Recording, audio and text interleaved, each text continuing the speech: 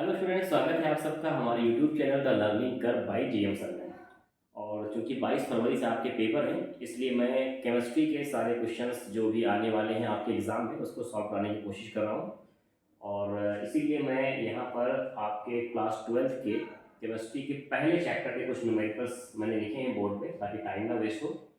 तो विलियन से हम यहाँ पर कुछ न्यूमेरिकल सॉल्व करने की कोशिश करेंगे, और ये आपके एग्ज़ाम में 2 नंबर में या 3 नंबर में ये क्वेश्चन जो है आते हैं।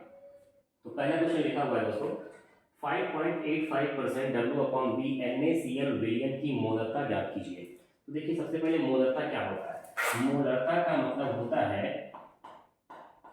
जिसको हम लोग मोलारिटी भी कहते हैं इंग्लिश में, मोलारिटी। इसका मतलब होता है कि किसी सॉल्यूशन में जो है, सॉल्यूशन में यानी विलियन में, सॉल्यूट यानी विलेय के कितने मोल हैं। सॉल्यूट यानी जिसको हम हिंदी में क्या कहते हैं, विलेय के कितने मोल हैं। ठीक, तो इस चीज को हम जो क्या कहते हैं, विलियन की मोलरता, मोलारिटी ऑफ सॉल्यूशन। और मोलरता को हम लोग जो है प्रदर्शित करते हैं कैपिटल एम से। ठीक, तो मोलारिटी को निकालने के लिए, मोलरता को निकालने के लिए आपको सबसे पहले क्या निकालना होगा, मोल, जिसको हम लोग किससे डिनोट करते हैं, स्मॉल एन से। तो पहले हम निकालेंगे मोल। अब मोल किसका निकालेंगे भाई, मोल हम निकालेंगे जो विलेय है, जो चीज घुली हुई है, जिसकी मात्रा कम है, यानी सॉल्यूट की। और यहाँ सॉल्यूट कौन है, NaCl, जो कॉमन साल्ट है। तो अगर यहाँ पर हमें दूसरा विलायक, यानी जिस चीज, भाई विलेय के 2 पार्ट होते हैं, सबको पता है, आपको पता होना चाहिए, 9th की बातें हैं ये, कि भाई एक विलेय होता है, दूसरा विलायक होता है। तो अगर विलायक यहाँ पर नहीं दिया हुआ है तो हम मान के चलते हैं कि विलायक क्या होगा, पानी, वाटर होगा। तो NaCl किसमें घुला हुआ है, वाटर में घुला हुआ है। ठीक है, तो अब इस विलेय की हमें मोलरता निकालनी है। फार्मूला क्या होता है मोलरता निकालने, फार्मूला होता है capital M is equal to N/V in litre. N यानी मोल, और V जो है वो उस विलयन का आयतन होता है, वॉल्यूम होता है, वो भी किसमें, लीटर। ठीक है, तो अब इस फार्मूले को हम लोग ऐसे भी लिख सकते हैं, N जो होता है, मोल निकालने का जो फार्मूला होता है, N W/M।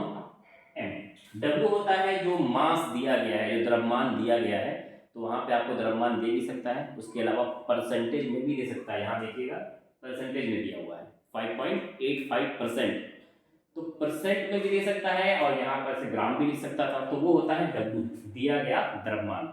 M क्या होता है, M होता है मोलर मास, यानी आणविक द्रव्यमान। तो कोई भी जो अणु होता है, कोई भी अणु आप ले लो, आप H2 ले लो, तो H2 का जो एक अणु, एक मॉलिक्यूल है, वो 2 आइटम से मिलकर बना हुआ है, किससे, H+H से।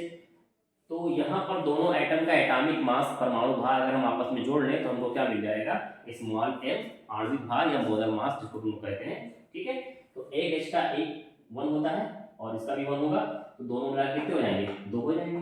तो ये H2 का क्या हो गया, मोलर मास स्मॉल m। ठीक है, तो मोलर मास, मॉलिक्यूलर मास, इसको हम कह सकते हैं।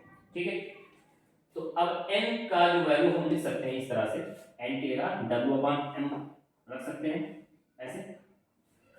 ठीक है, और फिर अपॉन V, तो हम जानते हैं ये जो सेकंड नंबर का है, ये मल्टीप्लाई होकर नीचे आ जाएगा, तो क्या बन जाएगा, W/M इंटू V। अगर यहाँ पर वैल्यू जो है मिलीलीटर में दिया हुआ है, तो ऊपर हम 1000 से मल्टीप्लाई कर देते हैं। तो एक ये फार्मूला भी बन सकता है मोलारिटी का, और ये फार्मूला तो है हाई। ठीक है, तो अब आप समझ गए होंगे कि हमें मोलरता निकालने के लिए सबसे पहले क्या निकालना पड़ेगा, हमें सबसे पहले N निकालना होगा।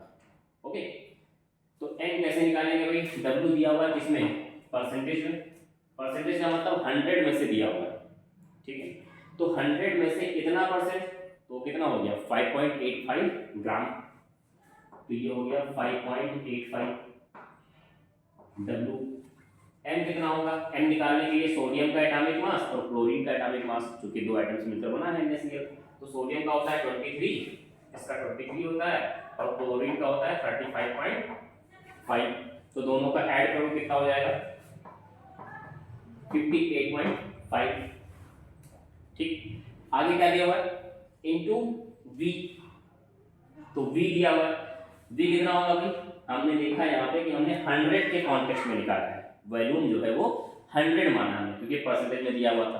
तो V के कितना रखेंगे हम 100, ऊपर कितना हो गया 1000, ठीक है। तो अब इसको अगर हम जो है डिवाइड करेंगे तो ये दशमलव है, दशमलव अगर यहाँ से हटाएंगे हम इसको दशमलव को तो इसके आगे 2 अंक है तो यहाँ हम आगे 2 जीरो बढ़ा लें, और ये वाला हटाएंगे तो इसके आगे भी 1 जीरो बढ़ जाएगा, ठीक है। तो अब आप देख रहे हैं कि सारी वैल्यू बिल्कुल सेम सेम हो गई है, ऊपर भी 10,000, नीचे भी, तो ये भी कट गया, ये भी कट गया, यहाँ भी कट गया, तो कितना आया टोटल आपका 1।